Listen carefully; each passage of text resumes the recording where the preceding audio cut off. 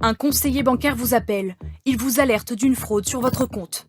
Mais en fait, à l'autre bout du fil, c'est un escroc qui vous parle, capable en quelques minutes de détourner des milliers d'euros. Comment s'y prend-il? Comment parvient-il à siphonner votre compte en un coup de fil? Cette arnaque, ce couple ne l'a pas vu venir. En 2 heures, ces jeunes mariés ont failli perdre toutes leurs économies. Un virement de 2000 € à 13h55 et un autre virement de 2000 € à 14h. Le tout pour 14 861 €. En mai dernier, un homme les contacte. Il se présente comme leur banquier et son discours semble très crédible. Vous avez 3 comptes chez nous, vous avez 3 cartes qui finissent par les 4 chiffres, il me donne les 4 chiffres. Donc il me donne un certain nombre d'informations qui sont toutes vraies et qui me mettent dans une situation très rassurante. En réalité, l'homme au téléphone est un escroc qui a volé toutes les données personnelles de ce couple. Nom, téléphone, numéro de carte bancaire. Son objectif, faire des achats sur Internet en prenant le contrôle des comptes en banque des victimes. Pour cela, le faux banquier va tendre un piège. Il fait croire que les comptes sont visés par des débits frauduleux et demande aux victimes d'annuler les transactions sur leur application bancaire. Je valide ce que je crois être des annulations de transactions, mais en réalité, je valide les fameux paiements qui sont des sommes énormes de 1 279 €, 1 259 €, 349 €. En quelques minutes, 6 comptes en banque vidés les uns après les autres. Le couple a réussi à faire opposition. Il a finalement perdu 1 000 €.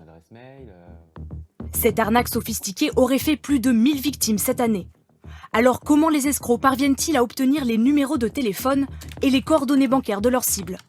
Selon cet expert, la technique est rodée. Les pirates font appel à de faux formulaires administratifs, envoyés par email quelques jours avant de passer à l'acte. On va recevoir des messages, on va être invité à cliquer, on va saisir sur ces sites ces données personnelles, dont le numéro de carte de crédit. Sauf qu'au final, ça va enrichir les bases de données des cyber-escrocs qui vont, quelques jours après, nous appeler. Et en plus, ils ont le culot de dire « Ah mais vous avez été victime parce que vous avez cliqué sur un faux lien ». Cette arnaque peut avoir de plus graves conséquences encore, notamment quand des escrocs s'attaquent à des entreprises. J'ai été victime d'une fraude il y a plusieurs mois et donc maintenant j'ai dû fermer ma société et faire une liquidation judiciaire. Toute la trésorerie de cette PME a été volée en un coup de fil. Voilà, voici la transaction qui est passée ce jour-là de 4 120,47 €. Transaction notifiée sous Emirates. Donc cette personne s'est payée certainement des billets d'avion ou je ne sais quoi. Quand elle découvre l'arnaque 3 jours après, il est déjà trop tard. Impossible de récupérer les fonds. J'ai vraiment fait tout ce qui était possible de mon côté, mais toujours malheureusement les réponses ont été négatives en fait.